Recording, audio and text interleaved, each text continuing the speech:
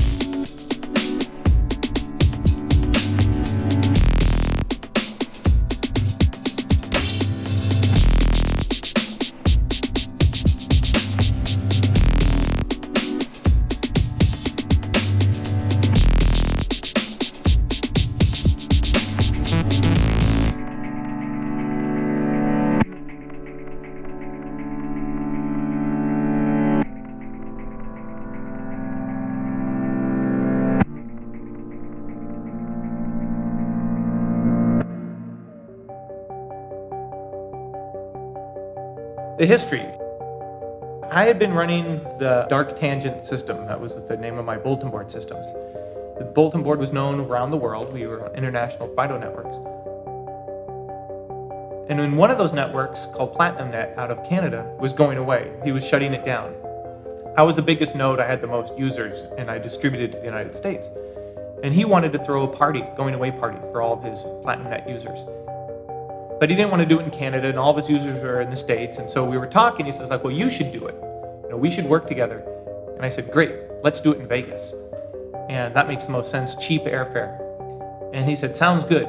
And I mean, this happened over the course of less than a week. It was really brief. And then all of a sudden, he disappeared, PlatinumNet went down. And all these years, 20 years later, I've never heard from the guy again. I can't even remember his name, it's been so long. So when that disappeared, I had already started planning to do this going away party for PlatinumNet. So instead, I invited all my networks, and it went from being a going away party to a party.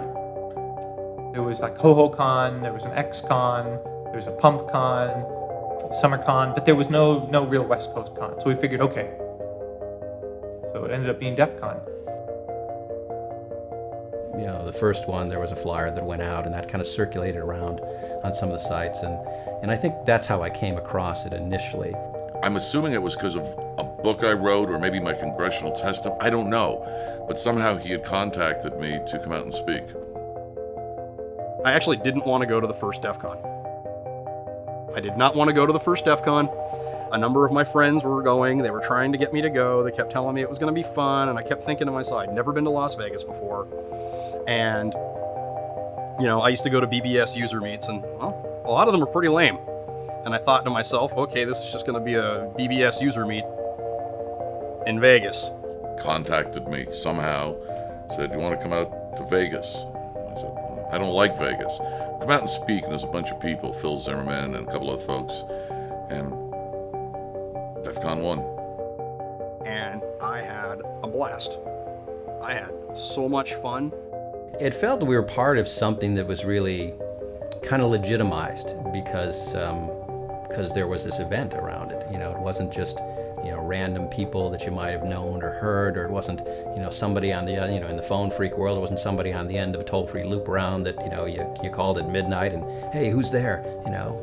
So I ended up meeting a lot of people, some of whom I'm still friends with to this day, out of all of that. And I remember after the first DEFCON was over, and I was back home and I was decompressing, and somebody wrote me on UUCP in my email, wrote me an email and said, hey, that was great. When are you doing it again? And until I'd gotten that email, I'd never thought of doing it again. And then I thought, you know, I could probably make this better. I could change this, and then that started it. That was all game over from there. It was every year, what can I make better? What went wrong? How do I fix it? And that geek sort of fix it mentality kicks in, and you're always trying to improve it. So it's sort of like this challenge you'll never solve, but you keep wanting to make it better.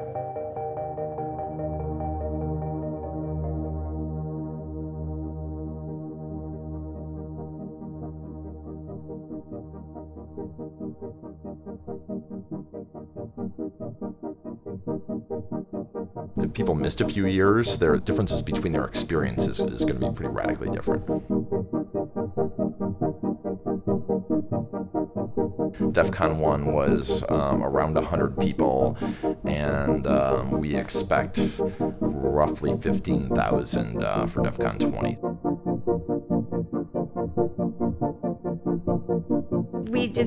We work nonstop. I haven't seen 4th of July in like 7 years. It's crazy that DEFCON, as you can label it as a hobby, takes so much time because it seems like pretty much from the moment DEFCON ends until the time that we're spinning it up again, we're busy. You know, technically I retired 2 years ago, but I can't give it up because it's such a part of me. I'm giving back to the same culture that spawned me. DEFCON for the last 10 years especially has been a very big part of my life. It consumes most of my free time. DEFCON starts for me the day after DEFCON is over for the next year. It's going to be amazing. We have so many surprises planned for the attendees. It's going to be remarkable. This is going to be a really, really special year. If you're sleeping, you're doing it wrong. A lot of people who are hardcore DEFCON attendees or staff, they negotiate when they change jobs. That's fine, everything's good, but I need to take, 2 weeks off. I never thought that my party would be a job employment prerequisite.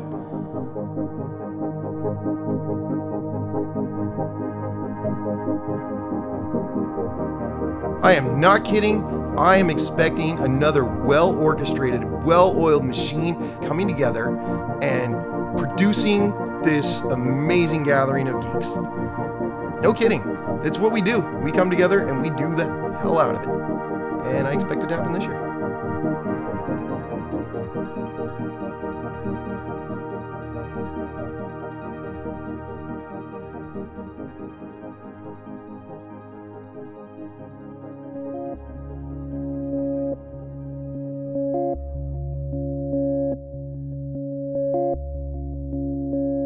There's absolutely a difference between driving and flying.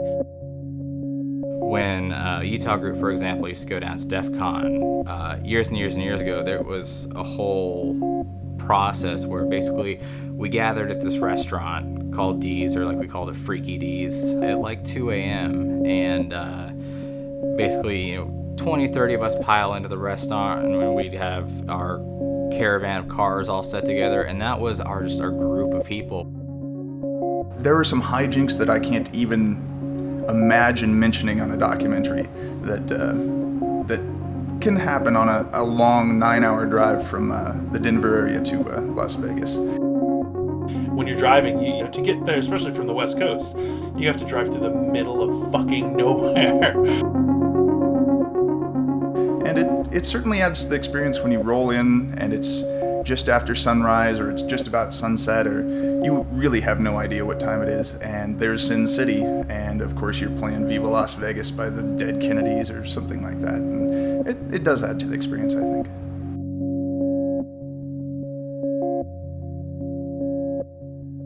Great job. Actually, here comes the hack bus now, which is pretty awesome. Yeah, great timing.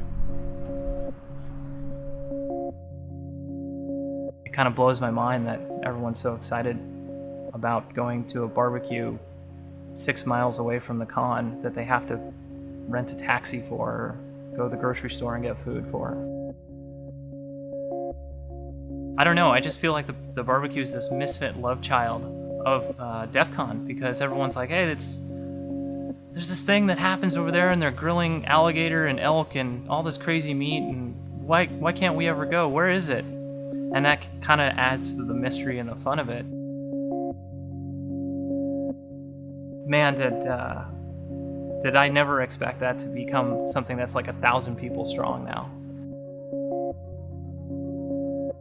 To me, that shows like an awesome community spirit and effort of, hey, I want to see my friends and I want to hang out with them and I want to, you know, just do something simple like let's eat some food. You know, it's not at the con. There's no crazy music. It's just a barbecue. Ever since I was in town around DEFCON 10, 11, you see those signs in the airport, come shoot a machine gun, which, you know, it's fine for me, I've done, but a lot of my friends said, man, I'd love to do that. I said, let's just go out in the desert, I'm sure we can find a nice group rate, and we'll shoot out in a sand pit. And everyone had a blast, and they said, boy, are you gonna do, this was great, you're gonna do this again? So now there's just this well-known public shooting spot way out on the Lovell Canyon Road outside of the city, where anyone can go, anyone can shoot what they want as long as they police up the area, and we use it. And it's again, much like DEFCON itself. You keep getting popular and growing. Now we have canopies and tables rented that I arrange. There's a small per head fee just to cover that. We had 100 people on the line last year. We've got damn near that many registered this year. We're gonna stay safe and see what we can make happen.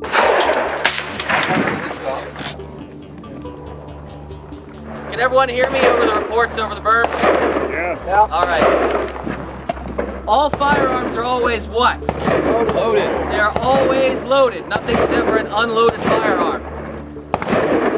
You always point the firearm where? Safe direction. In a safe direction. Yes, the key point, not just being your target, but what is beyond it. The hacker community, you can never put a single hat on anybody, but there's a libertarian undercurrent to a lot of our membership. So being able to just treat guns as, well, that's this piece of equipment. If you use it the right way, it's great. It percolates through most minds. So you get the occasional raised eyebrow, but half the time that's the person who's like, I'm gonna go see exactly what you think is so fun. And they're out there shooting a cannon or an automatic rifle. And they say, boy, I get this. Come on in.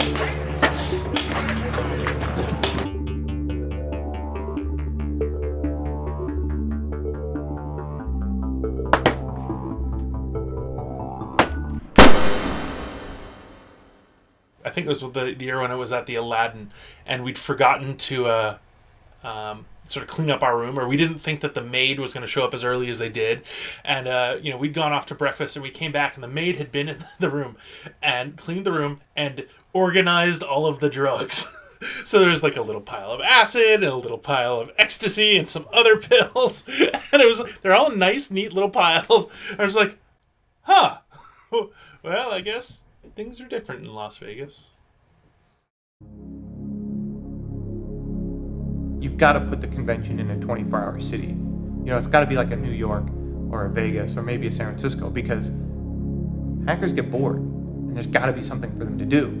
And I saw what happened when there's a lot of bored hackers running around. A lot of activities in the computer underground would happen after midnight. That's just the way it is. So, the fact that people can move around and not be noticed as much, being a group moving around at midnight, that kind of added to the appeal. And I'm big on privacy. Nevada still respects people's personal privacy. Your hotel room is considered your domicile. It sounded fun. Just a bunch of computer people, right? I mean, it just seemed like my group was in Vegas, and it sounded like a really, really fun time. So, and the whole underworld connotation of it all was very attractive to me. So I feel like there's going to be a streamline of people like really dedicated. Like, we're going to be first line. We're going to be first in line. I want to make sure I get a badge. Like, that was my biggest concern. It's my first DEFCON, and I want to make sure I walk away with a badge. We're all DEFCON virgins. We gotta pop that DEFCON cherry and get those badges. And how many hours do you have to go before you get your badge? I think it's 9 hours now. Right there in the morning. Well, in the morning, nothing's really going on until DEFCON 1's on. It came out to $20. Okay. So, you got $20 plus $20 set for you. Thank you very much. I appreciate it. Sorry. Thank you. Yes, we drink. Good. What are we drinking? Stop recording me, please. We got pizza. Pizza is good. Yeah. Sounds good. Alright. Jet lag is sunk in. Looks like he's using a pizza box for a pillow. We will not abandon our posts.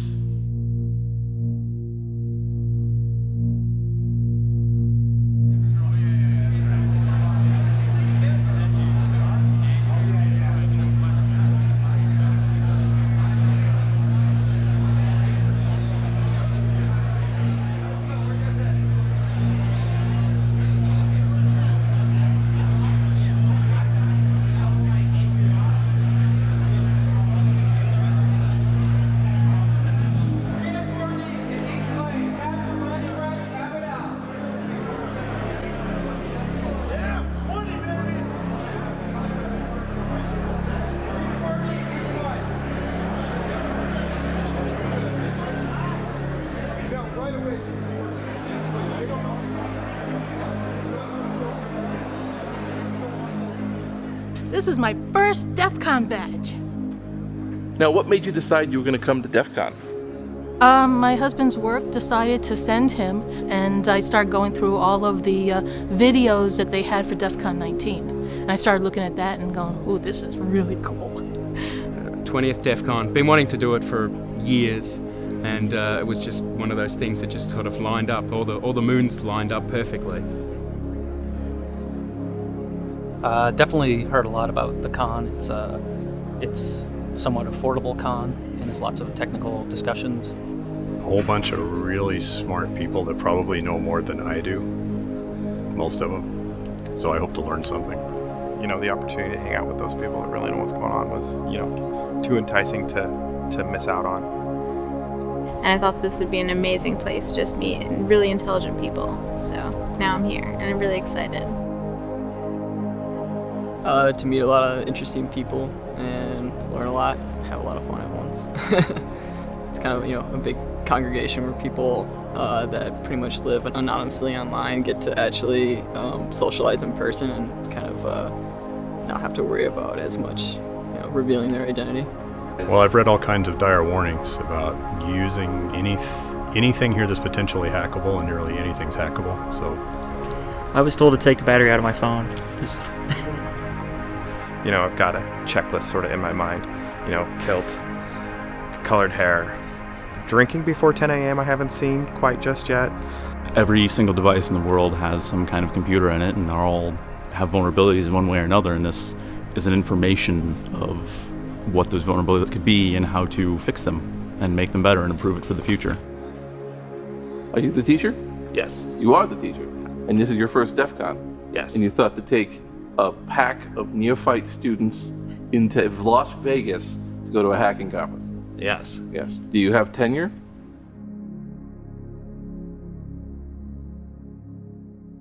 Rule number 1, follow the 3-2-1 rule daily. And please bear in mind these are minimums. At a minimum, 3 hours of sleep, 2 meals, 1 shower. By tomorrow afternoon, the pungent and stank aroma of many DEFCON attendees will waft through the air and hit you like a Mack truck. So remember, you plus deodorant equals everybody wins. I, like many people here, will not remember your real name. There are lots of Steves, Jeffs, Chris's, and Bills, but only one, maybe two with your unique handle. Hopefully you've picked a good and unique handle to avoid conflicts in the namespace.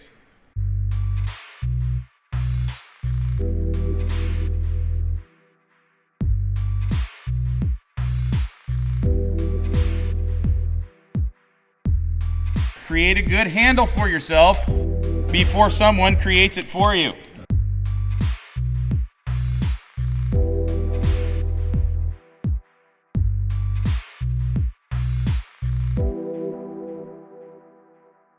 So I've got questions. Who here is from other countries? Wow. That's impressive. Thank you for coming all the way to join us, you guys. That's awesome that you came out.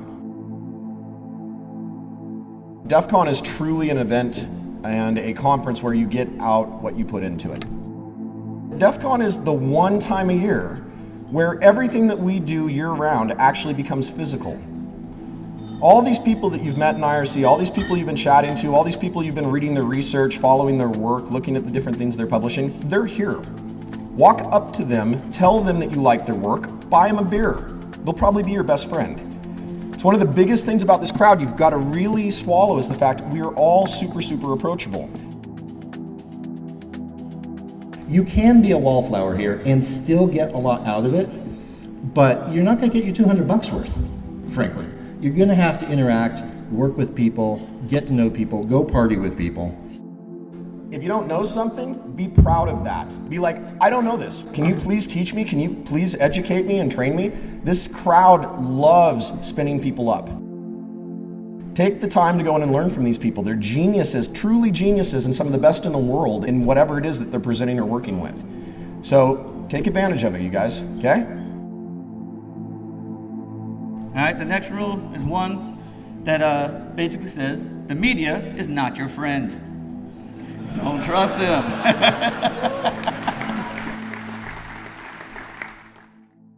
What do you think is the number one thing people misunderstand when they show up to DEF CON?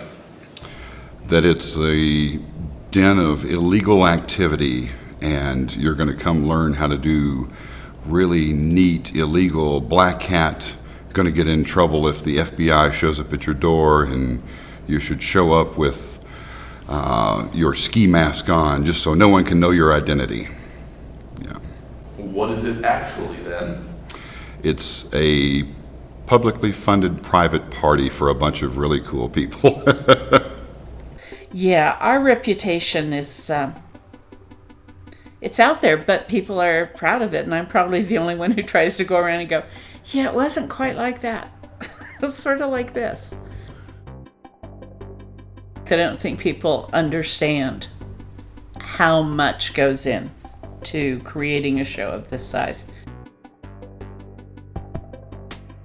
DEF CON looks like this big amorphous jellyfish of people everywhere, but what I hadn't realized is that there's really a lot of stuff that goes on the back end to keep it running like clockwork. That's what makes DEF CON so exciting. It's super organic, is the way I see it. If you're inflexible, it doesn't work with DEF CON because there's too many people. And you'll just break, and that's just the reality of it. I always joke that for me, it's an opportunity to spend 4 days out of the year not caring about computers or computer security. Everybody's Christmas, New Year's, birthday, anniversary wrapped up into one for hackers. It's an experience that's not like anything that anybody has described because it's kind of something you can make what you want out of it. Like, you can show up and you can just go to talks and you can sit there and get that out of the conference. Or you can show up and just party. You can show up and hang out in your hotel room with a bunch of friends. When it comes down to it, like, you're the driver of the experience. It's not a pony show where you can just, sit down in a seat and let it unfold before you. The more active you become inside the con, the more fun you can have.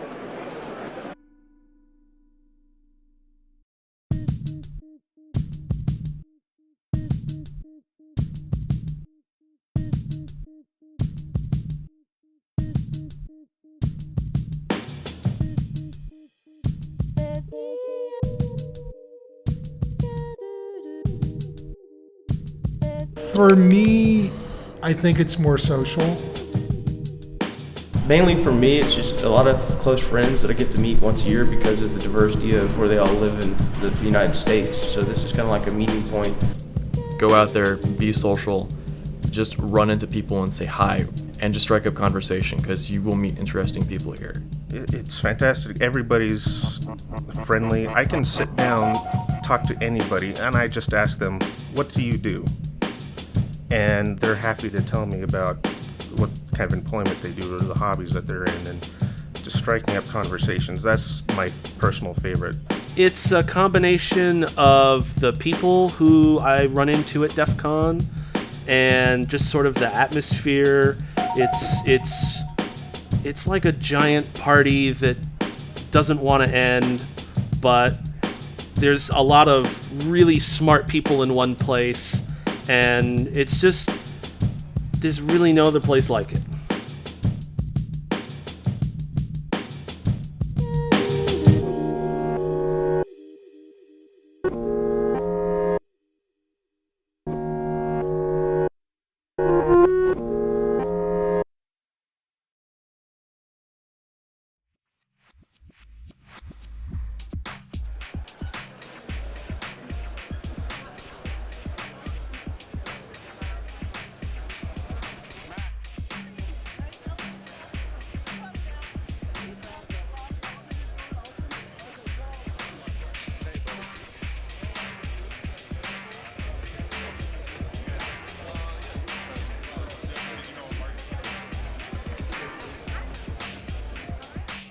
the first qualification, if you will, to be a vendor at DEF CON is how are you providing back to the hacker community at large?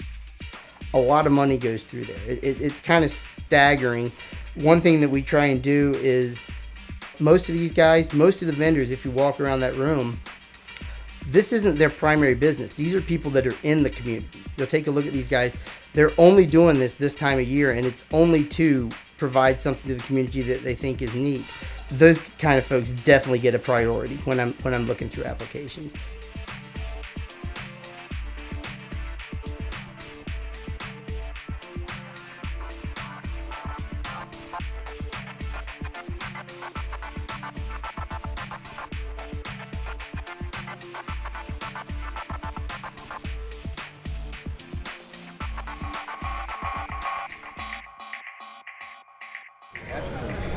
Well, it looks like you're doing things right.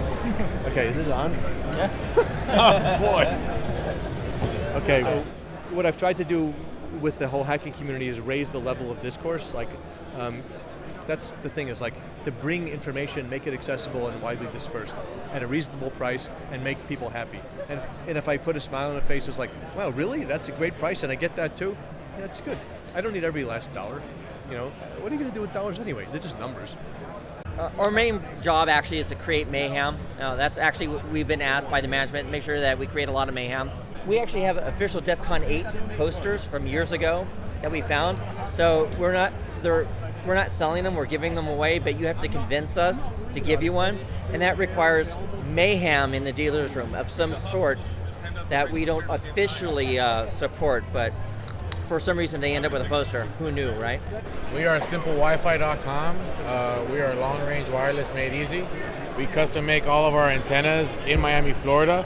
So if you want to go creating a hotspot and turning around your whole neighborhood, or you have that guy with unfortunately has an open signal, you don't want to pay for Wi-Fi, you can send your antenna pointing right at it, grab that signal, and you have internet for free.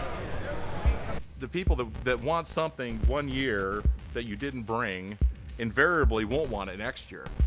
It's like, everyone wanted network cables, or everyone wanted PIN card readers, or prox card readers, or magstripe reader encoder decoders. It varies every year.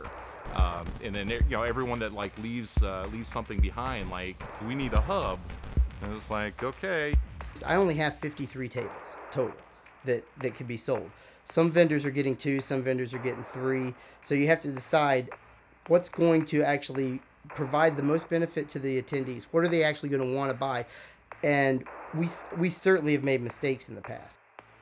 For one thing, I mean, we shouldn't have even called it the vendor area. There were a couple of years, and I can't blame anybody but myself for this, where it should have been called the buy your t-shirts room. The only thing that was for sale in there was t-shirts. You had 2 hardware vendors and 33 t-shirt vendors. Hackers love their t-shirts. I think, in a weird way, it's like a way to kind of express your identity. I think we all do that through our shirts. It's a way when you're walking down the hall at DEF CON or any other conference or at work or wherever, for people to kind of get an idea of who you are. So yeah, the t-shirt aspect of it is certainly important. But this is one place where I can wear all my t-shirts. And people will know what it is. Yeah, people get it.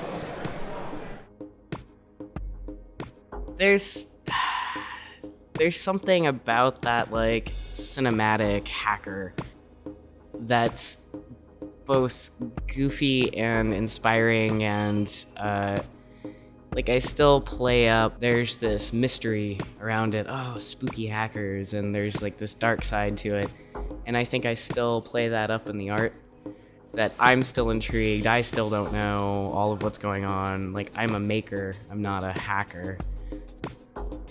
So I was a goon the first year, and they stuck me in the info booth, and then about halfway through the first day, Russ came over first and said, hey, I want you to draw on my badge. We had great big badges that year that Joe Grand did, and so I drew on it, and then Pyro came over and said, hey, draw on my badge, and then in about 10 minutes there was this line out the door of people draw on my badge, and so Russ came up with the idea, well, if you're going to draw on the badge, why don't you make them give $5 to EFF for every badge you draw on?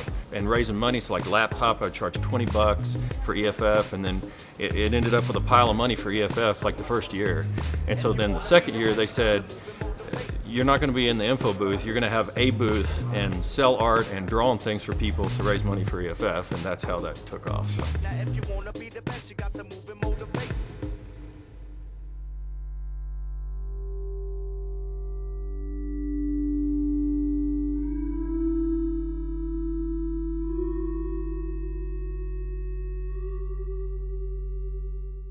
You have to believe in what you're doing, and you have to believe that whatever you have is the hottest, coolest, newest, best thing. And that if you have any shred of doubt about what you're presenting, or if your heart's not 100% into it, the audience is going to pick up on that right away and tune out. That's the thing. I think the BS filter here at DEF CON is very, very strong. I think the talks and the speeches are absolutely important because it gives the world an opportunity for a very inexpensive price to be able to go learn from the absolute best in the world in this industry about the absolute bleeding cutting edge of technology.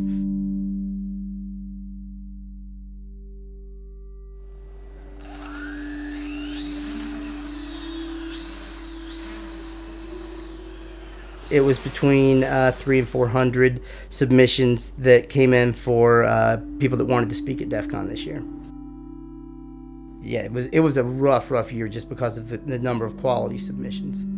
And there were some that any other year absolutely would have been accepted. But I think because this is the 20th DEF CON, and it's because people want to be a part of DEF CON 20, we got so many more submissions and so many more quality submissions.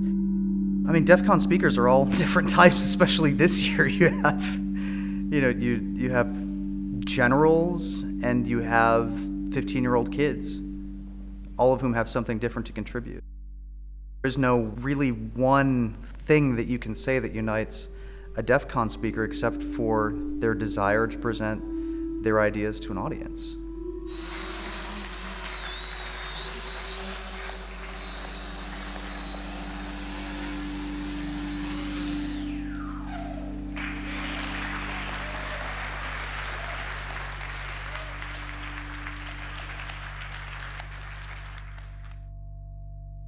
And we've got a really cool VIP this year. Yep. Really cool. They better show up. The big celebrity speaker VIP for this year at DEF CON, the director of the NSA and director of Cyber Command, General Alexander. We've been trying to get somebody from the NSA high level to speak for 10 years. And it just so happens that we finally get somebody, and it just happens to be our 20th year anniversary. So the timing just works out really well. And I know people are going to get all bent and not over it. It's going to be like the love-hate relationship. They're also going to really be interested in what he has to say, and at the same time be really fearful of the NSA. It's a milestone to see someone of his position and level come here and speak about security and hackers and those types of things. Jeff Moss made a valid call, and he kind of said, look, we have to interact with these people, We have the technical skills and they're the ones calling the shots. So we've got to interact with them. And at the end of the day, we've got to educate them, Hello, DEFCON!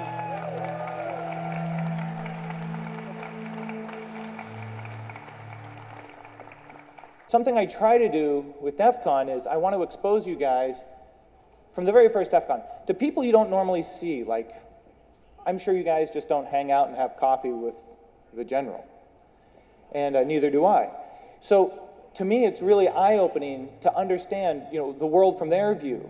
Having the NSA here was a great unveiling of the support and I think a little bit of appreciation by the government towards our community now, and a little bit more understanding of the work we do and the actual end goals that we're trying to accomplish here. Thank Honor to be here. It's an honor and a privilege to be here.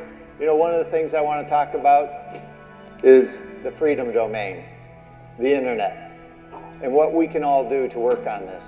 And so I've got about 6 hours of presentation and slides that we'll cut down to some meaningful time for you. I think it's amazing, and DT wouldn't believe you if you could go back in time and tell him 20 years from now you're going to have an NSA general here talking to the group sort of as an ally. Seeing people like General Alexander come down and meet with us hackers, it's just amazing.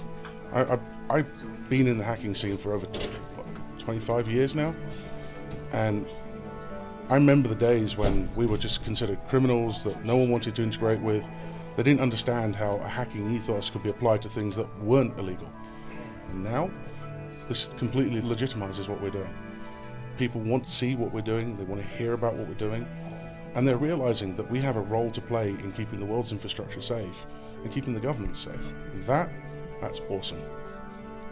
And there's a lot of things that are going on here. We can sit on the sidelines and let others who don't understand this space tell us what they're going to do, or we can help by educating and informing them on the best strategy forward that benefits all of us and our nation. And that's the real reason that I came here, solicit your support.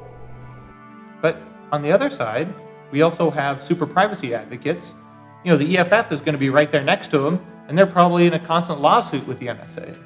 You know, so try to represent both sides. I mean, they're the ones that have been out there and helping when people try and do crazy laws that you know, they don't really understand the implications of. You know, the EFF will step up and try and, you know, right the ship and make things good for everyone, and we like to support them.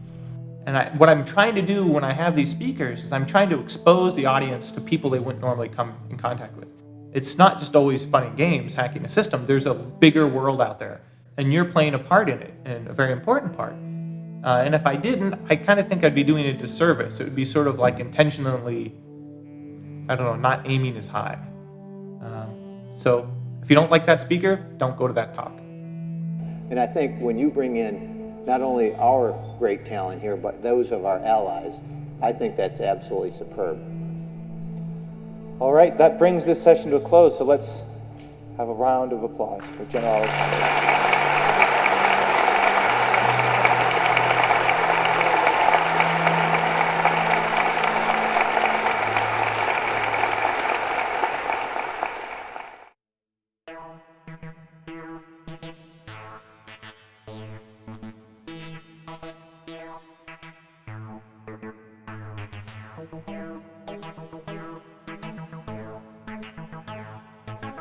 I think that contests and events is very key because it's one of the things that you find if you go to a lot of different conferences, especially in the security arena, it's very boring.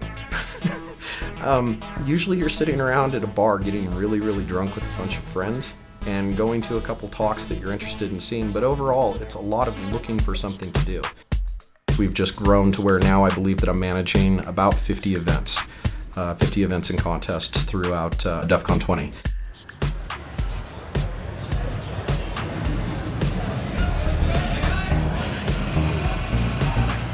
What's going on? Not much, just cutting some mohawks.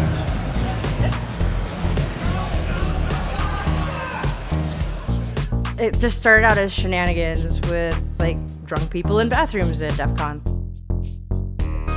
But people started giving us money. I started telling them to donate to the EFF, and so people told me that I should make it official because it became tradition.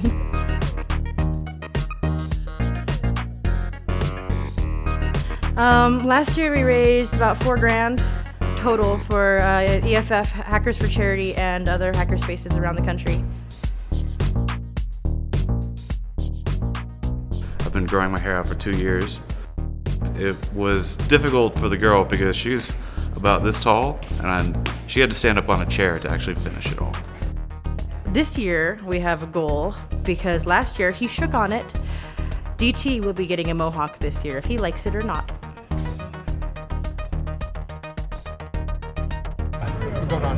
I've been playing Hack Fortress, which is an amazing competition. It's one of the highlights of DEF CON for me. Essentially, we have a team of 6 game players who play Team Fortress, really how it was meant to be played. You know, medic, heavy, and they try and capture points.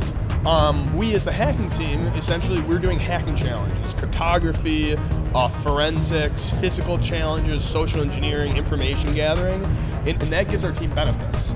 So it might light the other team on fire. It might make everything our team shoots a critical hit. So it's this really cool combination of both gaming and hacking, which is awesome.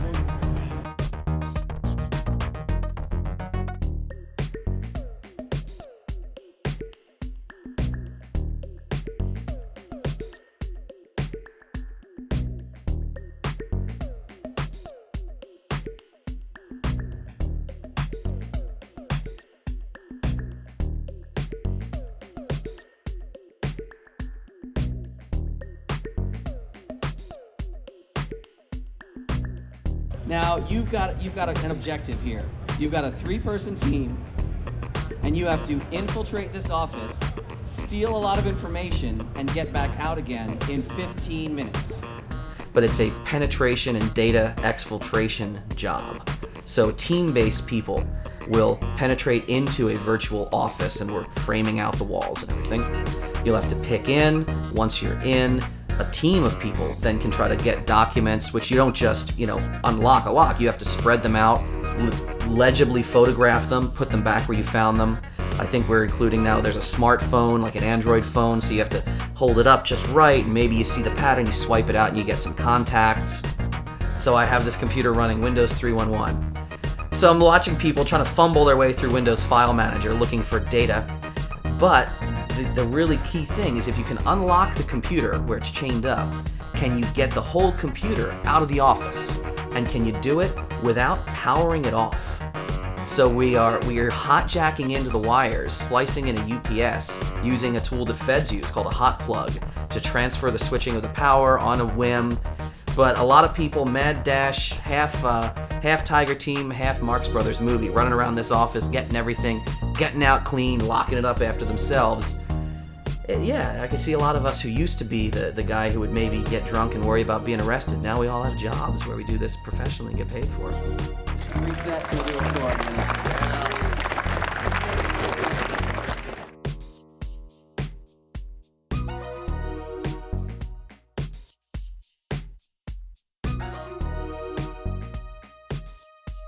All right, we are ready to begin, everyone. We're going to do science over here. We're going to do less science over there. These teams are tasked with cooling a beer to exactly 42 degrees, which is ridiculous. But people came through. People came through in amazing ways that I never expected. This year, I took away all the restrictions about what you can and can't do. And I said, you have to get it to exactly 42 degrees.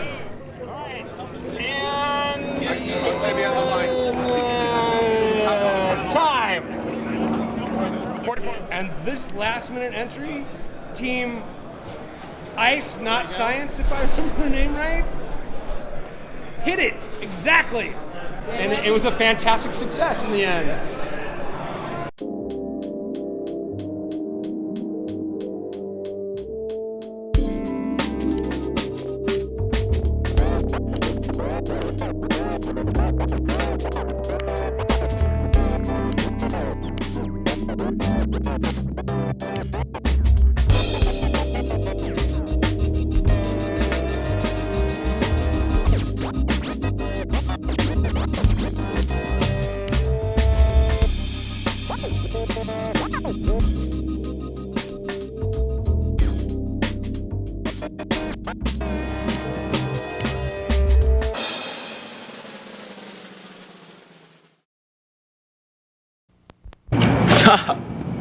This is Shiznez live from DEFCON in the beautiful city of Las Vegas.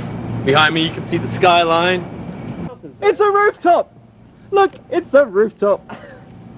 Over to your right, if Dave can get it. There we go. There's the mountains. There's Alexis Park.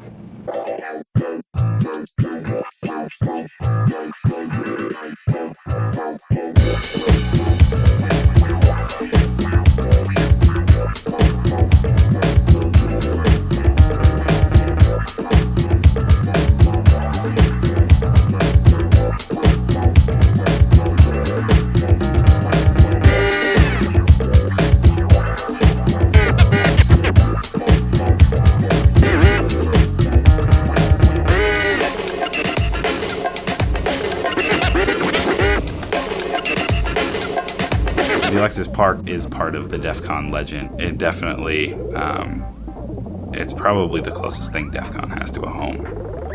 I know, I wish it was still at the Alexis Park. There was a long period of time that I associate with Alexis Park. We were there for a long time, 6 or 7 years. I mean, we had the whole property, you could hang out by the pool. This is some horrible 70s, like apartment building laid out rows and rows of these hotel rooms with pools and grass areas down the middle. It's like multiple pools that we could just party at all night. If you don't know what Pool 2 means, if you don't know what Pool 3 means, you weren't there. I mean, some really ridiculous stuff went on. Pool 2 and Pool 3 were just sort of like these nexuses of activity and energy. You could be guaranteed to find something going on at 2 a.m., 3 a.m., all the way to, the sunrise. And we had folks that were underage, and we had folks that were overage, and everyone was not sober and doing their thing. And I was told at one point that at the Alexis Park, we did enough business in alcohol sales that equaled about 4 months of their normal alcohol sales. And you talk about debauchery. The AP was where true debauchery at DEFCON occurred.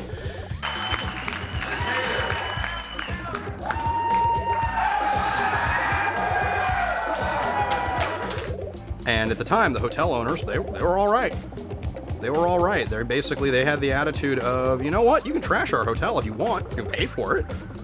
But you're going to, but at the end of the day, we'll take your money. They weren't as concerned about the lights around the pool getting destroyed and things of that nature, so it was a little bit easier to deal with destruction in that way. I go to check in, and they hand me a list with check-in. They're like, okay, let me explain this to you. And it's a list of all of the objects in the room at the Alexis Park with a dollar amount next to it. If you would like to destroy this object in your room, this is how much it will cost you. You could just get insane and you weren't waking anyone up. You didn't have to worry about security coming and telling you to stop doing something because usually you were doing it to somebody who wanted you to. The Alexis Park, we were much more hands-on because they didn't have the security staff that a casino does. So I was arrested at DEFCON in 2002 by the hotel security guards, but I don't know who ordered it. I guess a goon, probably Priest, ordered it, and I ended up in the Alexis Park jail, which was very roomy. It was kind of a Bacchanalian Mediterranean motif. There were like grape leaves on the walls and things like that. There was no bars or anything like that. And since it was a non-gambling hotel, you could do whatever you want, wherever you wanted, because you didn't have to be an adult. You used to make announcements at DEFCON that so-and-so's parents are looking for their runaway child, who was 17 and was off at the con. It was a different experience. Everybody says, I wish it was the Alexis Park again. Oh, I wish we were back at the Alexis Park. Honestly, I do too. I really like the environment, the pool parties, the open atmosphere. We had the whole hotel. But then everybody forgets that, oh, the lines are ridiculous. Oh, the rooms were overcrowded. Oh, I couldn't do anything. It was awful. There was no room for speaking. I mean, people would make t-shirts about how terrible it was to get into the tent in the parking lot. So it's better. It's more organized. But yeah, it's a little different. I wouldn't go back. For us to go back there now, we would have to cut this conference by 2/3. And nostalgically, yes, I look back on that time and it was a great time. But we need a venue of the size of the Rio now to support the size that we've become. But that's probably the time when things seem to settle in that, we've got something going here and it's probably going to continue for a while. Well, that's one of the things. I mean, obviously the Alexis Park is near and dear to a lot of people because this is, how many years have we been away from the Alexis Park? And still, every year, somebody drives over there, walks into the front of the hotel, and steals the giant floor mat in the front and brings it back to con.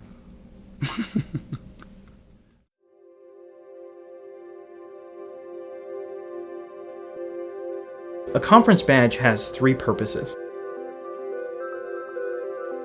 The first purpose is to show that you've paid for the conference. It's a security token.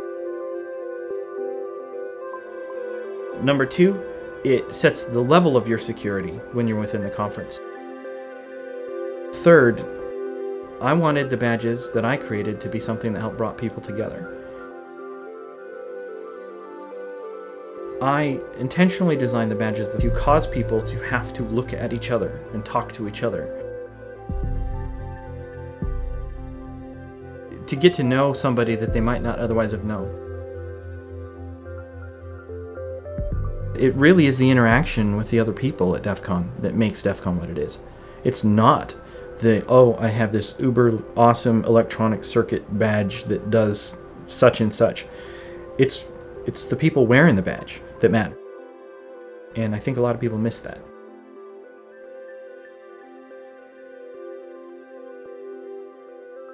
The years where we've had an electronic badge, people show up wanting to do something with this awesome little piece of tech that they were just given for their entry fee.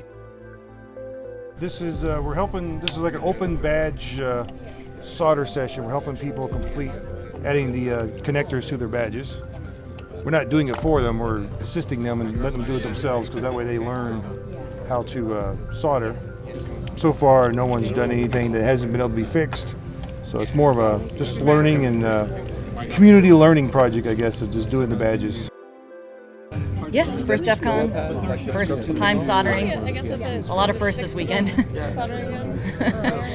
I really like to help other people just get better at what they do, or to find an inspiration, something they're passionate about. And I like to help them progress along that path. Pretty much 90% of the people here have never soldered in their life. This is their first time, and that's the goal. Let's introduce people, hey, it's not that scary, it's okay. We're here to guide you, and maybe you'll do it in the future. If not, you know you've done it, so it's one of those skills you'll have. I know a lot of guys who are like collecting badge firmwares and flashing stuff and have no idea what they're supposed to be solving. Usually the only people who are really getting it are sequestered in their hotel room just going crazy on it. There's some people that counterfeit the badges every year. And we try to make the badges hard to counterfeit, and there's some people that spend a lot of time counterfeiting the badges. And I think that's cool. If you can counterfeit the badge and you can get past guards repeatedly, good for you. You probably deserve to get in, right? That's what a hacking convention is all about. If you're good enough to fool everybody, you put more energy into hacking that badge than we did probably in producing it. So good for you. They had the smiley face, skull and crossbones, the basic logo for the con. And I think their first design flaw was same PCB board, different colors. So you had people that went out and spray painted them and things like that. Well, the absolute worst thing to do is to step into the goon sock with your cute little red badge and claim that you're a goon, because we all know who we are. And once the door closes, you're ours.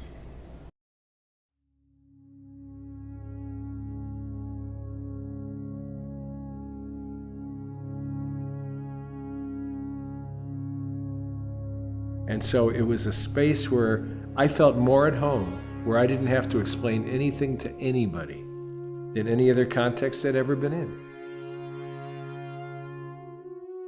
Real hackers are incredible. They take nothing for granted, and they look at things to see how they can be combined to make something new. And hackers really have an interesting, innovative, creative way, the best of them, of looking at all sorts of problems that a normal person wouldn't know how to do.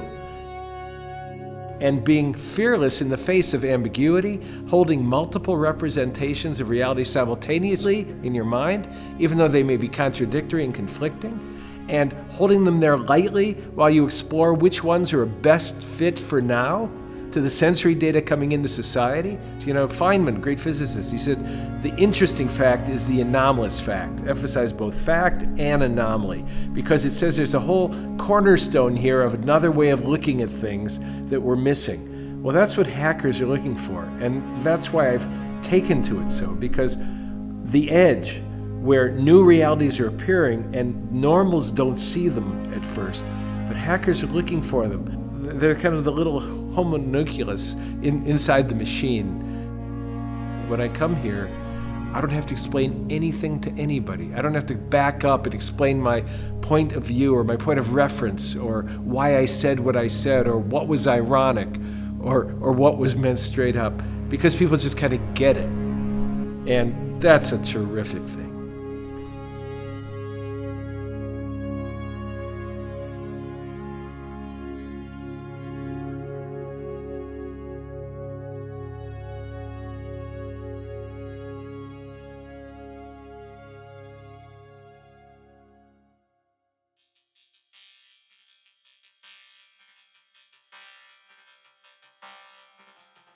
Probably our signature event is Capture the Flag.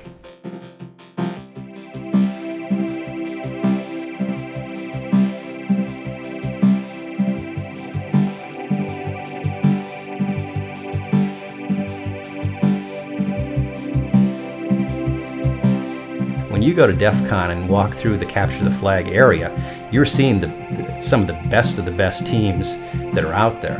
Where this is the Wimbledon, this is the place around the world where it all comes together. What strikes me isn't even in the room, it's the fact that there were a couple thousand people competing around the world to get into that room. Some of those guys who travel from like South Korea or the Middle East to do the CTF, they came thousands of miles and are not going to sleep for 3 days to participate in one game at one event that happens once a year. And that's what amazes me. It's about a bunch of different teams getting together on a big network trying to steal each other's stuff, in essence. So it's worth coming once to see it. Capture the Flag has been there since the beginning, and really from a hacker perspective is the type of thing of what you think of, hey, how do I take over this guy's computer? Don't miss any con where you can sit down on the laptop and make the network work and start breaking things.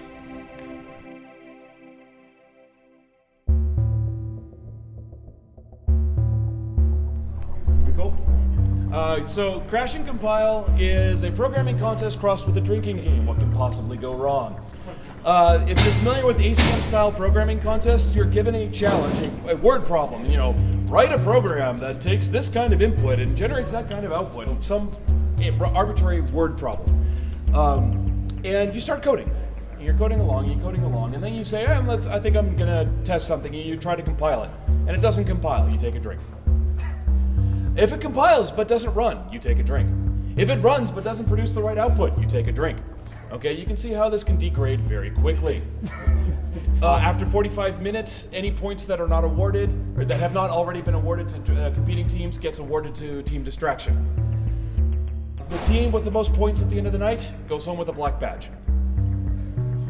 No, Team Distraction does not qualify for a black badge, unfortunately. No, I am part of Team Distraction, which we try. Our actual first goal is to make sure that they get enough water and they don't drink too much. But then of course we have to distract them from their coding and kind of like mess them up and just distract them a little.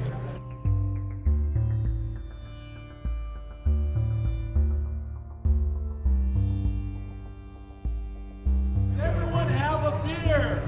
Yes. Yeah, let's rephrase that. Who doesn't have a beer?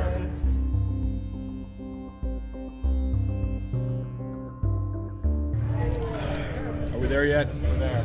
Okay. Any other questions? No? Groovy. Let's go program.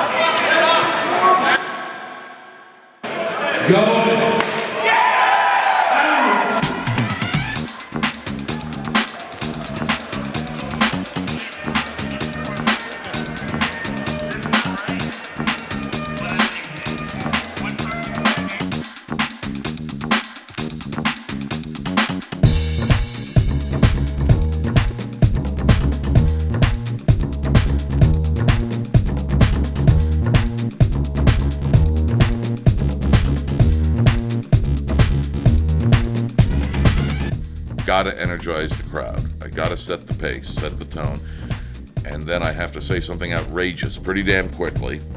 Gotta insult somebody quickly. The show's begun, and I'm not really aware of much of anything else for the next couple of hours. I want the audience engaged within 10-15 seconds. I want to have that dialogue. Copyright lawyers mean this. by IP. Win or lose. What is intellectual property? What is intellectual property is correct. You can piss this crowd off very easily. So you get your feedback very, very quickly as to whether you're doing a good job or a bad job. Jeff and I had talked, and he says, I really want to notch up the 20th. I want to go up with a bang, and I want to do all these crazy things. And it was cool. The final category is beer. Oh, thank God!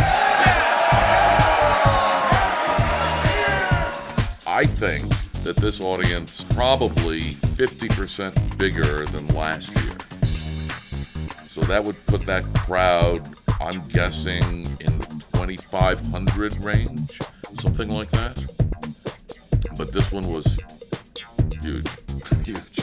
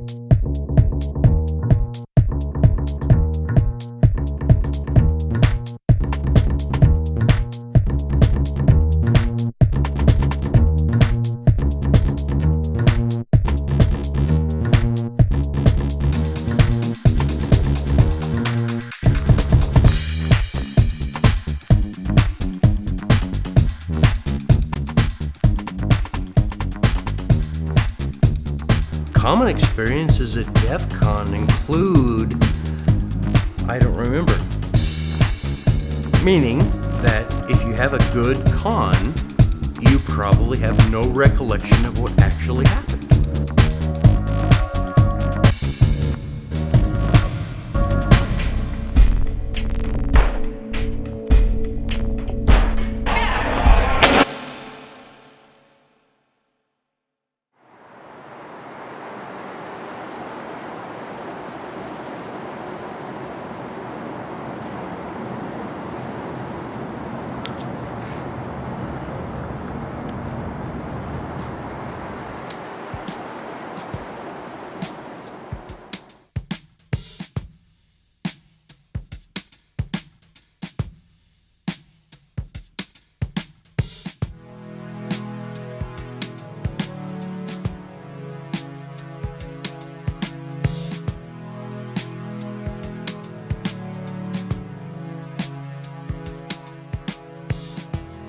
If you've never been, don't base your assumptions off what you've read or heard.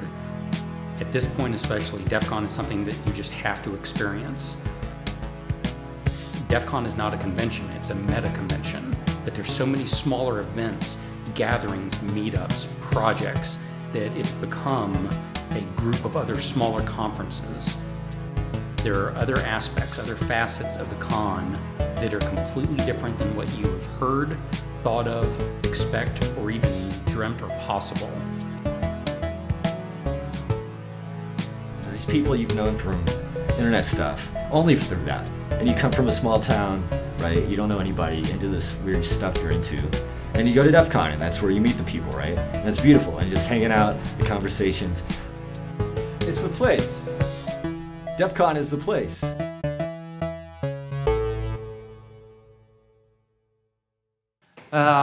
So they change periodically.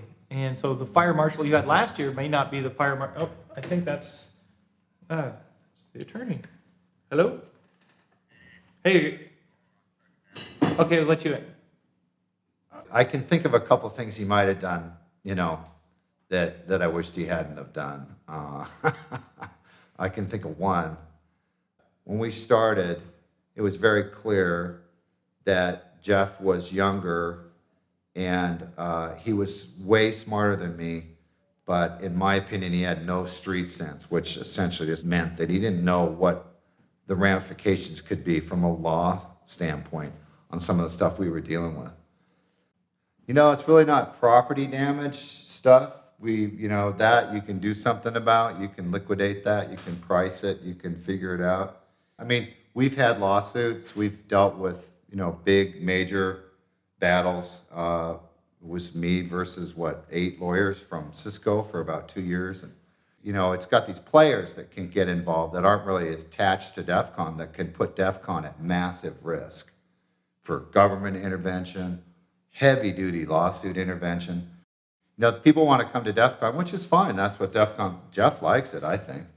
They come to DEFCON and they're like, hey man, I want to step on the toes of fill in the blank for Mondo, Master of the Universe, aggressive company. I want to come to DEFCON and piss them off. What do you think? And, it certainly isn't boring when somebody says, yeah, I'm going to shut down, huge corporation X. So there's problems the public knows about, and then there's problems that never see the light of day, or hopefully never see the light of day. And so we've had a little bit on both sides. Nearly dodged lawsuits, those kinds of things. We had one at the Alexis Park where there was a federal grand jury we heard about that was investigating DEFCON, and they were asking for all the room reservation and credit card info on everybody who attended DEFCON. And luckily, we are cash only, so there's no records to seize from us. So as the organization, we were fine, but the hotel and the vendors in the area, I guess they were getting their records taken, seized, and they're performing some investigation. In the end, nothing came of it. The grand jury, as far as I know, never did anything with it. But that's one of those things where, for years, I was telling people, there's a reason why you don't process credit cards and keep records. And after years of doing that, I was vindicated in my paranoia, because that would have been a huge legal battle to deal with all of that, to try to turn it over, not turn it over. So there's battles like that never see the light of day. And this is the first time I've ever actually talked about it. Describe Jeff Moss. Describe Jeff Moss. Oh. Jeff is a friend. He's an interesting guy. He travels a lot. He's very intelligent. Jeff's awesome. He is legitimately a good person. He's absolutely brilliant. And in my opinion, if we didn't have Jeff, this community and this culture would have never grown to what it is. Without Jeff, DEFCON would have never made it this far. I believe that without DEFCON goons, it also would have never made it this far. But Jeff is a glue. He's the glue that brought us this far. Yeah, this grew from a very small conference where the staff was equal to or more than the attendees to a crowd that regularly, we've had to move venues every couple of years because we keep growing so much. Yet that continual continuity and the spirit of DEFCON, if you will, is maintained because of Jeff. He's overly concerned about what the DEFCON attendees think about the conference. He wants them to have a good experience. He really does. Jeff cares about DEFCON so much. He's a bit shy, as I'm sure everybody has gotten to figure out over the years. It's difficult to get a hold of him sometimes at DEFCON and difficult to grab him. He's like most hackers. He's not overly social. He's got that quiet side, a little withdrawn. He's only got so much that he's willing to give you. He is a really personal, kind-hearted guy. He is managing chaos. And it is not an easy job, and he is a very smart guy, and it's a very difficult job. And fortunately, he's also surrounded himself with people who can help him do that.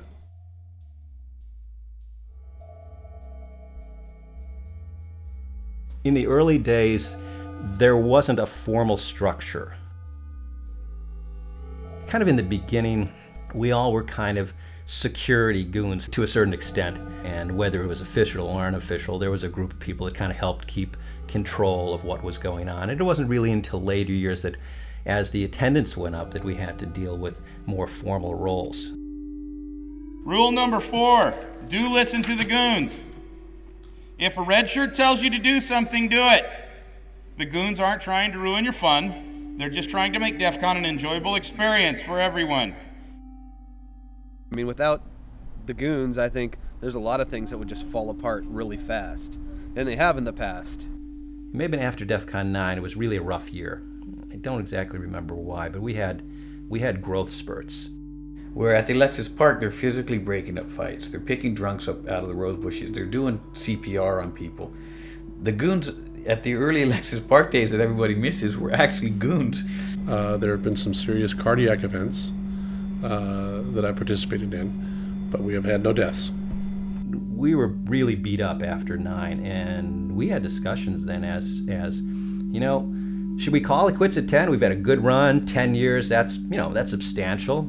Maybe we'll do one more and see how we feel. And, we did 10, and 10 turned out to be pretty good, and thankfully we didn't quit. All of the various teams have kind of occurred organically. There's a lot of compartmentalization that I don't think people realize. Everyone has their own responsibilities that they're dealing with. We've spent a lot of time over the last year setting up for this convention. It is truly a labor of love. We're all volunteers. We don't do this for glory. We don't do this for anything other than we want you guys to have a good time here. When I'm not at DEF CON, we're talking about DEF CON the entire year. We're planning for DEF CON. We're thinking about DEF CON. We're telling DEF CON stories because we live it. We love it.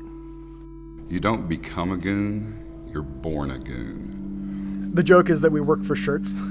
We get a couple of shirts to go and work for 12-hour days plus at DEF CON, plus all the volunteer time throughout the rest of the year. A couple of our guys have worn pedometers over the years, and the average shift is between 15 and 25 miles. So we tend to, especially newer people, we tell them to wear, the right footwear. Make sure you always have water on you.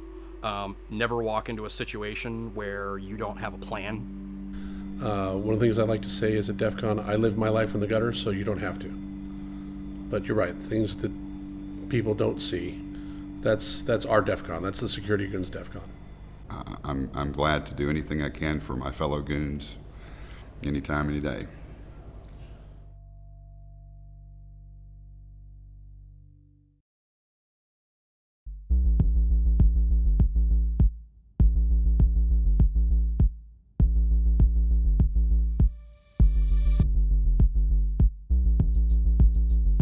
I was creating a contest that would be something I would want to participate in. I used to say, magic is dead in the world, so I'm going to create some for everybody else.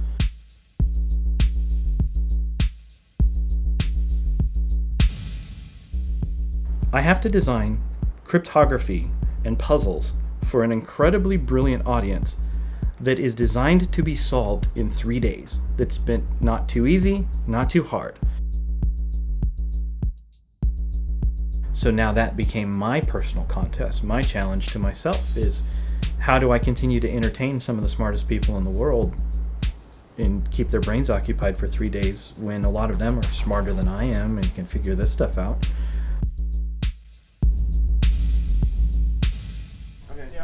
We've mapped out Hershey Challenge. The first thing we got on Hershey Challenge, weather with 2 keywords, read program, and underfoot. This referred to an insane sentence in the program. It's on page 40. Underfoot represents the third oval, the third sticker in the convention center, and those 2 things are 2 markers we had to write on a piece of paper and give to Lost. Probably one of the biggest compliments I've ever been paid was, and I've heard this a couple of times, are people that say, I go to DEF CON to compete in your contest. And that's, I don't know what else anyone could say. I'm very flattered when people say things like that. I'm shocked because I'm like, it's just stupid stuff that I think up throughout the year, and then I put it together and try and make it a coherent, flowing contest to the best of my ability.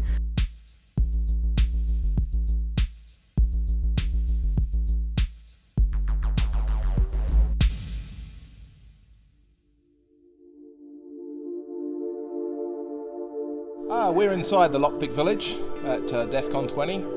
And this is where we teach people how to pick locks for entertainment and sport reasons. Most technical people seem to have a rather strange curiosity about how things work. And one of the things that leads us into that is how locks work. We can teach most people within 5 or 10 minutes how to start picking locks. And then some of them will stay in here, and at the end of the day we throw them out and they say, oh, I didn't go to the talks I was supposed to be going to because they've been sitting in here picking locks all day long.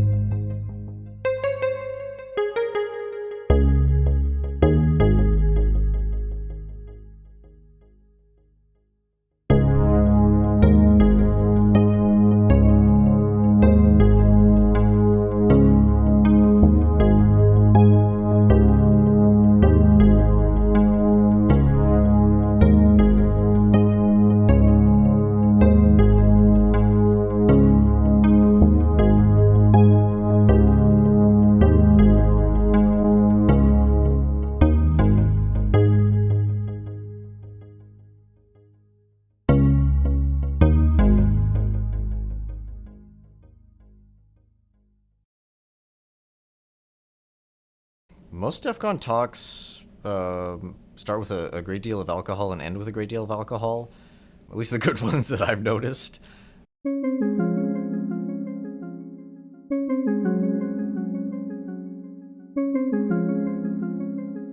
The aircraft tracking stuff came out of the fact that I bought an app for a couple of bucks that allowed me to point my cell phone at the contrail, look at the information that was for that particular flight was overlaid on the camera. As I started digging, I found more and more issues. Just out of my own curiosity, how does this work? I found all these issues, and it got really scary because I speak a lot, and I go to a whole bunch of conferences. This stuff can start getting really dangerous. So I was thinking, okay, even if I don't have all the answers, I need to get this answer out.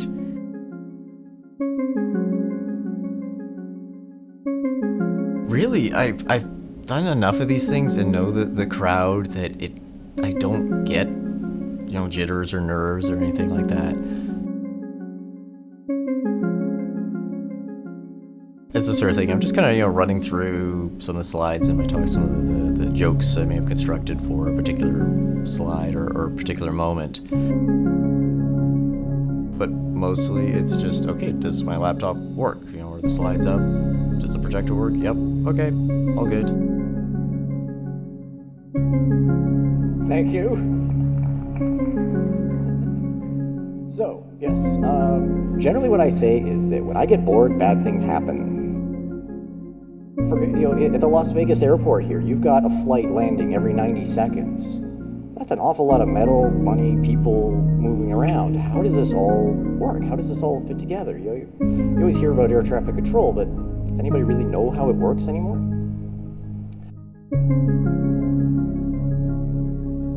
I think that the audience is looking to learn something new. They're looking for an entertaining discussion on interesting technologies that at the end of the day are kind of important. So increasingly my talks have gone into why is the internet such an insecure place? What do we have to do? Not in theory, not to satisfy academic stuff, but like real world, what do we need to change to make this thing secure? All year, all my best research comes here. All year I work on, what am I gonna bring to DEFCON for the next year? What am I gonna do for this particular event? Because it's where it began for me. My career started because I started speaking out here in Vegas and started coming out to DEF CON and showing off these toys. I'll be honest, a lot of my talks have had nothing to do with security. It's just like, yo, look what I can make that thing do. The presentation was just facilitating, a dialogue with this industry, because unfortunately when something like, a major vulnerability in air traffic control, there's no phone number to call in for that and say, hey, can we talk about this? That doesn't exist. It was the first time I dealt with something that was really serious. The entire talk was theory. I had no facilities to actually test anything, in a real world scenario, because obviously I don't want to be screwing with a plane while in flight. Now, the tower is one step away between an evacuation and attack-controlled code. My talks are stories. And that's the one thing that I advise everyone else giving a speech. You're telling a story to your friends about some cool stuff. I have hundreds of hours of research that I have to tie together into a coherent explanation of the world.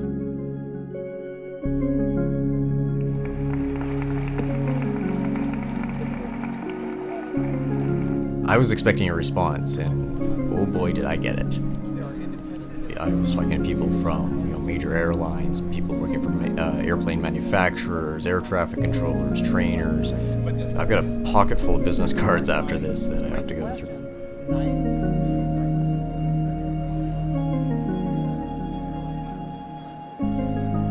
So this was sort of me loudly knocking on the door and saying, you might have a problem here. Let's talk about this. Over the years,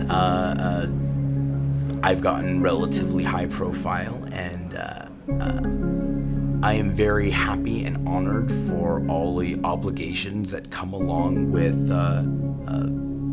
being a high profile individual. But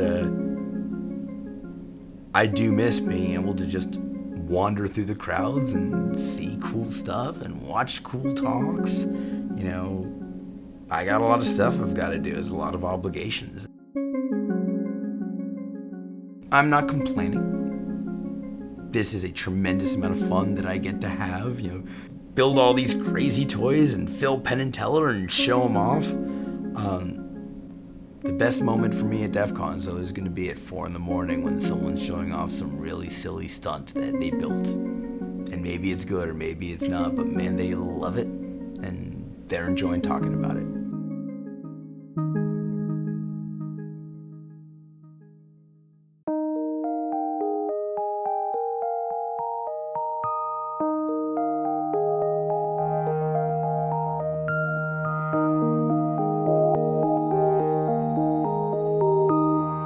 The community has matured from DEFCON 4 and 5 dramatically. When I was coming to DEFCON 4 and DEFCON 5 and seeing people in an official capacity, I'm now seeing them bring their children, and in some cases their grandchildren, to DEFCON 20.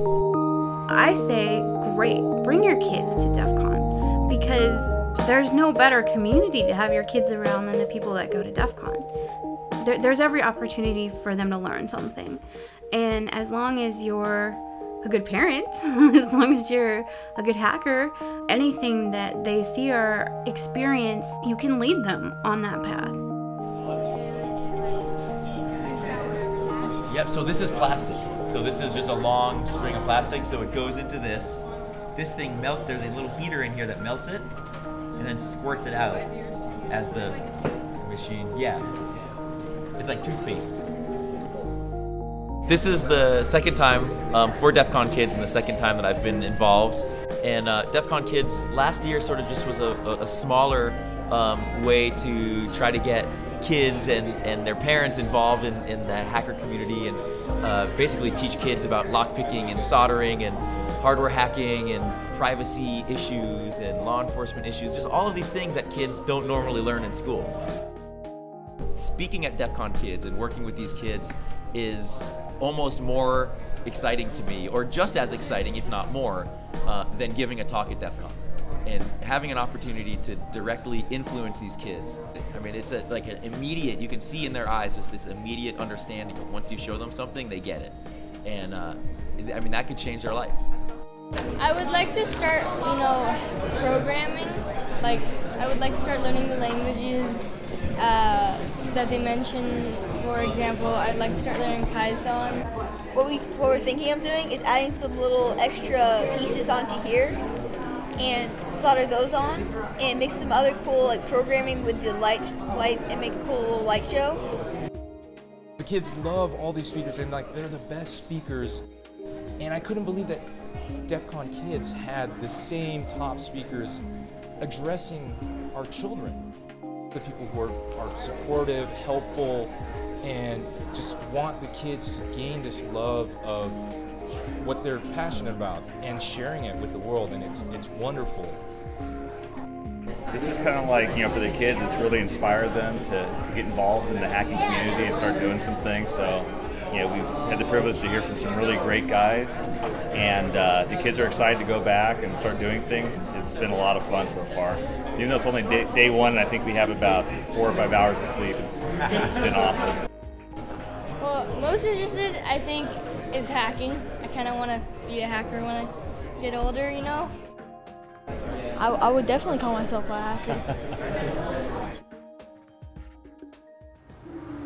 So this is the year that your eldest goes to DEFCON, right? I plan on bringing my 14-year-old to con. This year, hopefully, will be her first year. So I'm hoping to drag her out and show her not just what I have experienced over the years, but frankly, where she came from. Because at a basic level, I have to explain to my kids that I met your mom at DEFCON 4. I've asked DT for child support, and he's like, ha ha ha, who are you? That's how it went, really. I don't expect, Jeff to know who I am. After all of these years, I've been going to his shows for 16 years. And that's okay. I feel okay with him not knowing me personally, because frankly, the dude's got like 20,000 people that some of them expect him to know him personally. I'm okay with that. If there's a message you wanted to say to him, what would it be? Thank you, Jeff.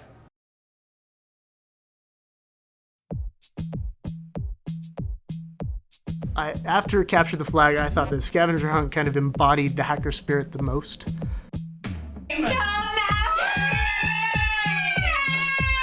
There's a tinfoil swimsuit. Good job. She's clean. She's clean. They're going to suck my blood. How are you? I'm here to get my daughter. Scavenger hunt.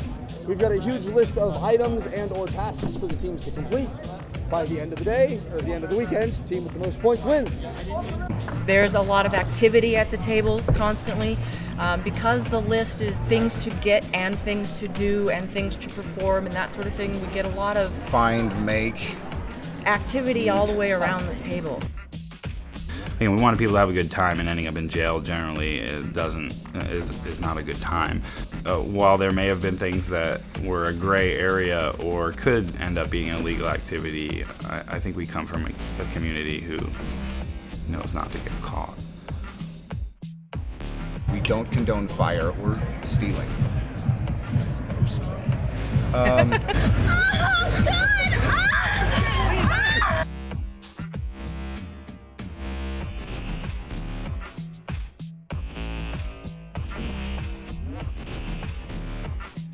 And I don't know how someone sourced it or found it, but the head of a cow. We'd put on the scavenger hunt list a live chicken, and I think we got 6 or something. Scavenger hunt winners of the past who go on to become goons and contest creators and contest organizers and speakers and staff because you have so much social interaction, it really ingrains you into the community.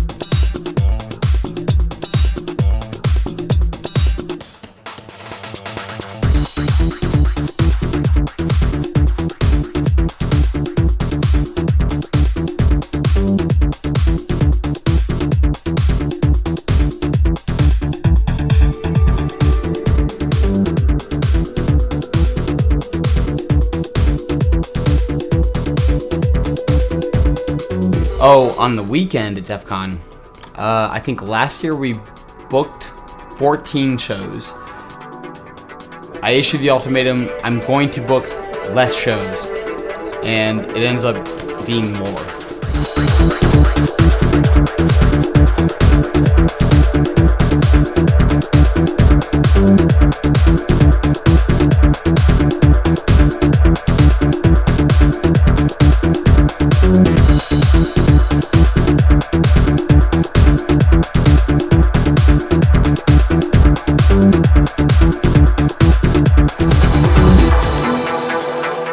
The thing about DEF CON that I find incredibly fascinating is that, yeah, a lot of these basement dwelling, like, you know, guys are just like basically getting the tan off of a LCD monitor, party the hardest out of anybody I've ever met. Like, serious rock stars here that everybody just fueled by alcohol and balls and, you know, any type of ADHD medication they get their hands on. So.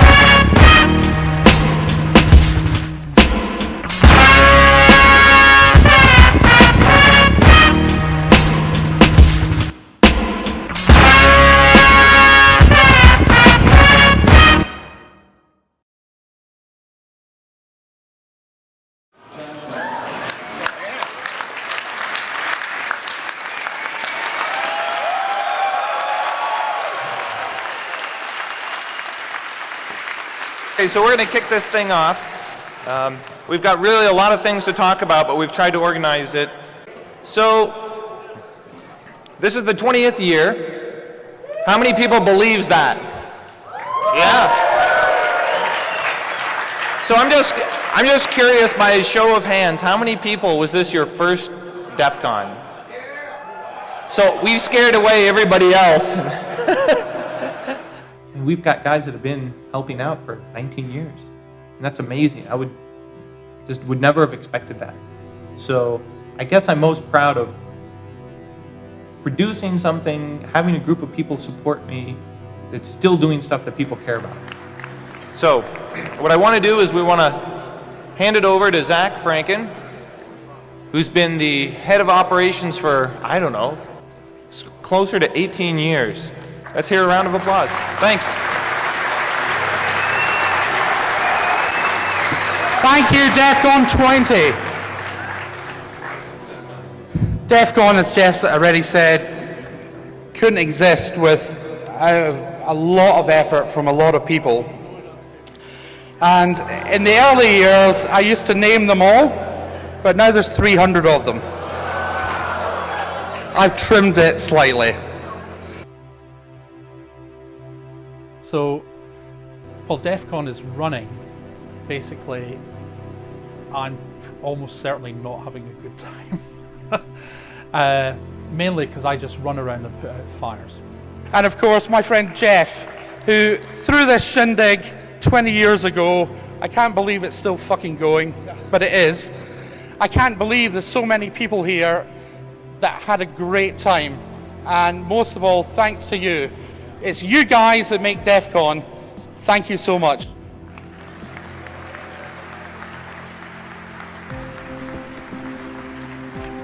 DEFCON's not something that happens for us for 3 days in July or August every year. It's almost something that we think about and work on and do stuff for all year round. It becomes almost a part of your identity, and I know it sounds kind of weird. It's when everything comes together, I know why I stayed up all night, so many nights in a row, you know. There have been moments where you sit back, and it's also part of the reward. You sit back and say, that is just absolutely amazing. That someone was able to think of that, or someone was able to think about that and do that. I still love just how excited people are there and the fact that you helped to make it happen for them. Thank you, Deviant. It was a really great challenge. It was fun to compete, and DEFCON was great. Thank you, everybody. This community is misunderstood by the media, and unfortunately the media is the message out to the non-geek, non-hacker community. But the thing that I think came out perhaps this year more than any other year. So I just want to tell you what we've been doing for the last 3 years. Year one, we had 95 people sign up for Be the Match Bone Marrow Donor Registry. Year two was 161. And this year, we got 232 people to sign up. In addition to that, we raised over $3,300 as well. More than any other year, this one was really about love. With the blood raising, the cancer stuff, the huge amount of money for EFF. I mean, even just saying it and thinking, it gives me kind of goosebumps. This one was 20 years of love. Okay, we got some numbers for you. The info booth raised $58. The firearm simulator, $3,620. Mohawks, $4,333. Eddie Mears with the artist with his great t-shirts, which you can still get outside the contest area, $3,500. The Summit, $15,789. $15,789.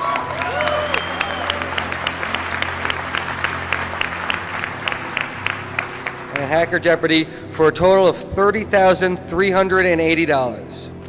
So thank you very much. So I'm going to go over here. So you have to understand, he's made this promise for, 3 years in a row now? This is beautiful. We've been waiting for this. Time for Jeff to get his hawk.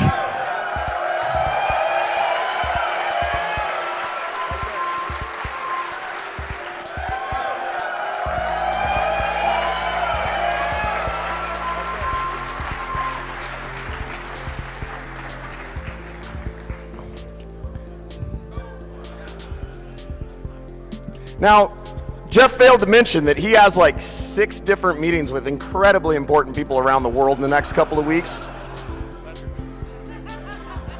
You know, it's actually really nice fulfilling a promise. Because now they can't bug me. True. That's true. Now, but I haven't decided. Don't I have to donate money to the EFF for this? Of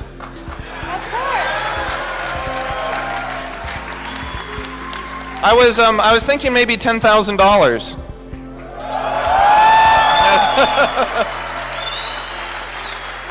What do you think? That's probably a pretty good thing.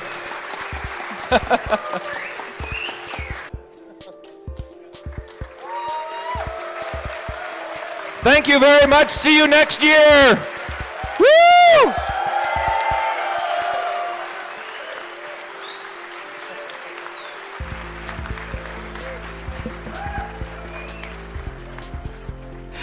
I joke with Jeff that he could cancel it tomorrow, like legitimately cancel it, say, screw it, I'm done, I'm gonna go do something else with my time. And DEF CON would still happen. It would continue to happen. Everybody would just go to Vegas anyways. Eventually people would start talking about stuff. Eventually they'd say, let's go out of the bar and go take over this empty conference room and talk about it. And DEF CON would continue to happen organically, probably for years after we just walked away from it. So for those of you who aren't in the conference business, what happens is you sign hotel contracts for years in the future.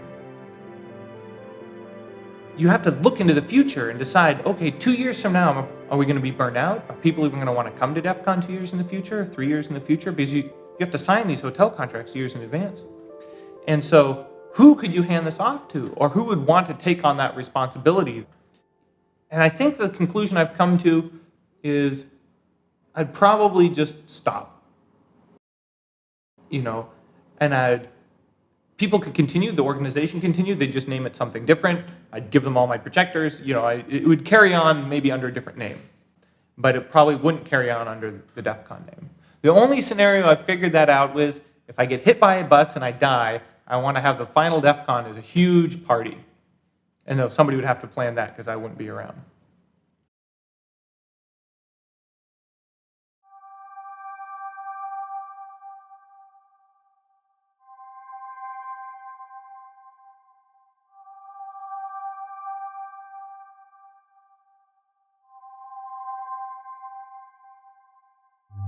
I don't know why. Every year, honestly, every year after DEF CON, I think half the senior staff says never again.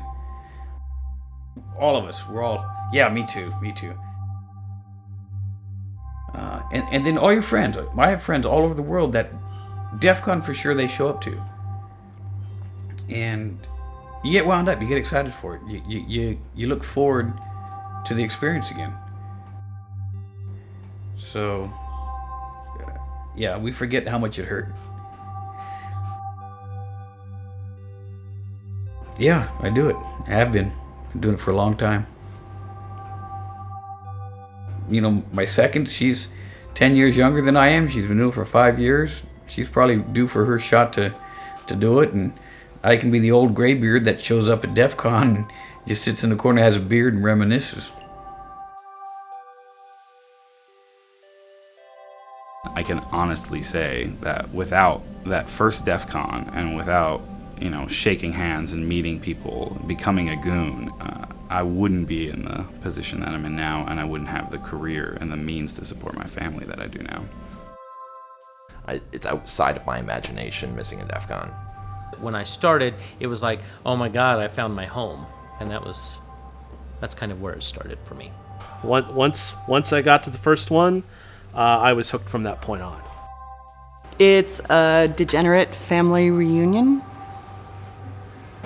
These people are my family.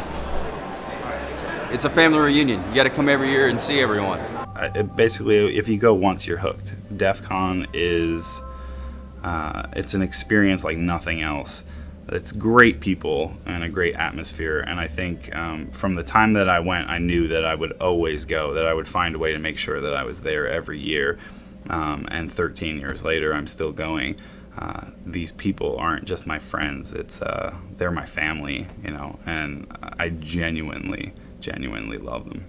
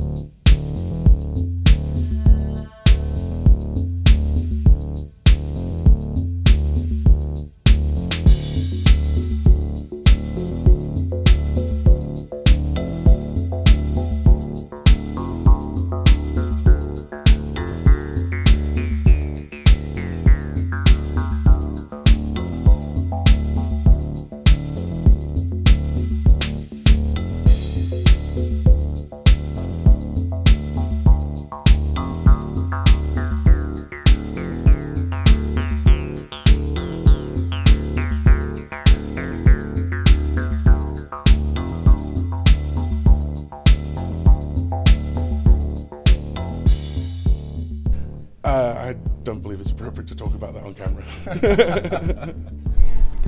I can't discuss that.